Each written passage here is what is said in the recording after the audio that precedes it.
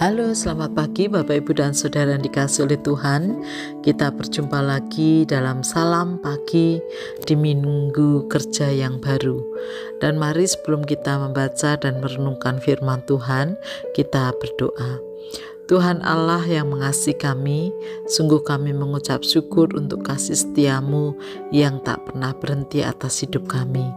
Biarlah firman Tuhan menjadi kekuatan bagi langkah kami dalam menjalani sepanjang hari ini dan hari-hari yang akan datang. Di dalam nama Tuhan Yesus kami berdoa. Amin. Bapak, Ibu, dan Saudara, kita akan membaca firman Tuhan dari kitab Yehezkiel pasal 40 ayat 48 sampai Yehezkiel pasal 41 ayat yang ke-26. Lalu dibawanya aku ke balai bait suci, dan ia mengukur tiang-tiang temboknya. Tebalnya 5 hasta yang sebelah sini dan 5 hasta yang sebelah sana. Lebar pintu itu 14 hasta, dan dinding sampingnya masing-masing 3 hasta. Panjang balai bait suci itu adalah 20 hasta, dan lebarnya 12 hasta. Orang dapat naik ke situ melalui tangga yang 10 tingkat, dan dekat kedua tiang tembok itu ada 2 tiang, satu sebelah sini dan satu sebelah sana. Kemudian dibawanya aku ke dalam ruang besar bait suci, dan ia mengukur tiang temboknya.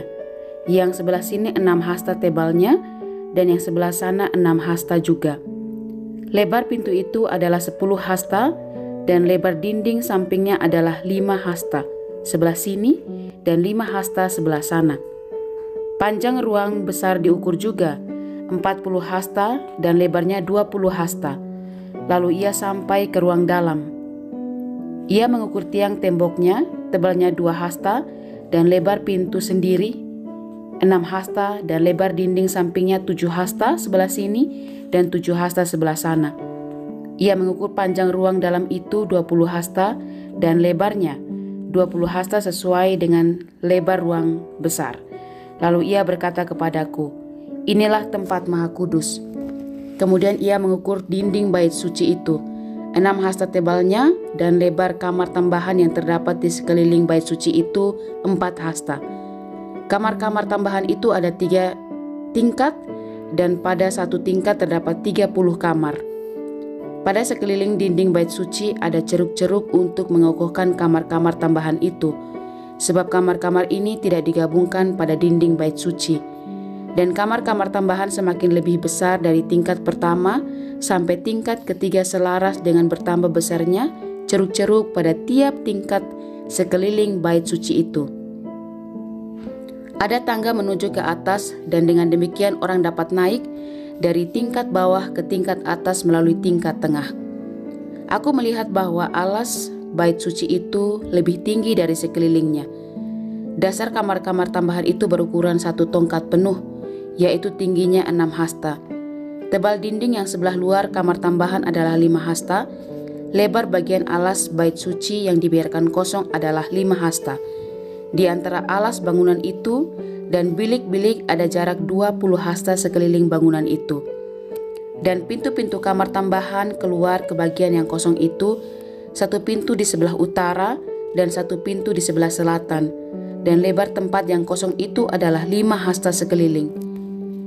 Bangunan yang terdapat di lapangan tertutup yang di sebelah barat lebarnya 70 hasta, sedang dinding yang mengelilinginya tebalnya 5 hasta dan panjangnya 90 hasta. Lalu ia mengukur bait suci itu, 100 hasta panjangnya, dan lapangan tertutup bersama bangunan dan dindingnya 100 hasta juga. Begitu juga lebarnya muka bait suci bersama lapangan tertutup sebelah timur, 100 hasta. Kemudian ia mengukur panjang bangunan yang terdapat di lapangan tertutup sebelah barat bersama serambi-serambinya di kedua belah, 100 hasta. Ruang besar, ruang dalam, dan balai luar ditutupi dengan papan, dan sekeliling ketiga ruang itu ada jendela-jendela yang berbidai dan serambi-serambi.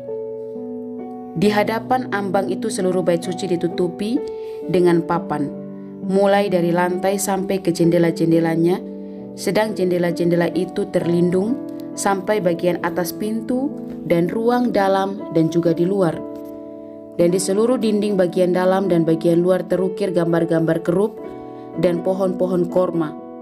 Di antara dua kerub sebatang pohon korma, dan masing-masing kerub itu mempunyai dua muka.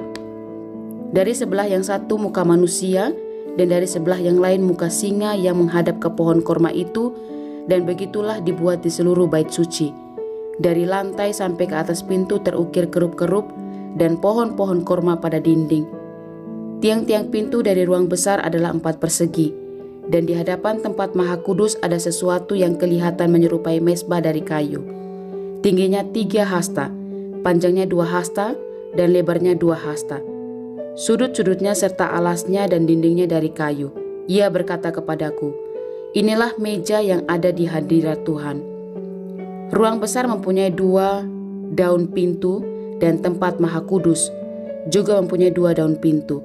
Pada pintu-pintu itu ada 2 daun pintu yang dapat berputar, 2 daun pintu pada pintu yang satu dan 2 daun pintu pada yang lain. Pada pintu-pintu ini juga, yaitu pintu ruang besar, terukir kerub-kerub dan pohon-pohon korma seperti pada dinding-dinding. Di muka balai bait suci itu, yaitu di luar, ada tangga kayu. Pada kedua dinding samping dari balai itu ada jendela-jendela yang berbidai dan ukiran pohon-pohon korma. Bapak, Ibu, dan Saudara yang dikasihi oleh Tuhan, pembangunan bait suci yang dilakukan oleh umat Tuhan dilakukan secara detail dan terinci. Hal-hal sekecil apapun sangat diperhatikan. Hal itu mau mengajarkan kepada kita 2 hal. Yang pertama, bahwa ketika kita melakukan sesuatu, apalagi untuk Tuhan, tentu diharapkan tidaklah sembarangan, tetapi sungguh-sungguh memperhatikan dengan seksama agar apa yang kita kerjakan boleh membawa kemuliaan nama Tuhan. Yang kedua, mari kita belajar untuk menjadi orang yang cermat, karena dengan kecermatan menolong kita untuk mengerjakan dengan maksimal apa yang Tuhan percayakan dalam hidup kita. Dan biarlah melalui firman Tuhan ini kita boleh diteguhkan dalam segala pelayanan yang kita lakukan, pekerjaan yang kita kerjakan, baik di tengah keluarga, di tengah pekerjaan, studi, dan dimanapun kita berada, termasuk ketika kita boleh mengambil bagian dalam melayani Tuhan. Mari kita kerjakan dengan yang terbaik. Mari kita berdoa. Tuhan Yesus, terima kasih untuk firman-Mu pada pagi hari ini yang mengingatkan kepada kami bagaimana kami harus bersikap dalam melayani-Mu atau dalam berkarya di tengah dunia ini, supaya apapun yang Tuhan izinkan kami lakukan, boleh kami lakukan dengan yang terbaik dan boleh membawa kemuliaan bagi nama-Mu. Di dalam nama Tuhan Yesus kami berdoa dan mengucap syukur. Amin.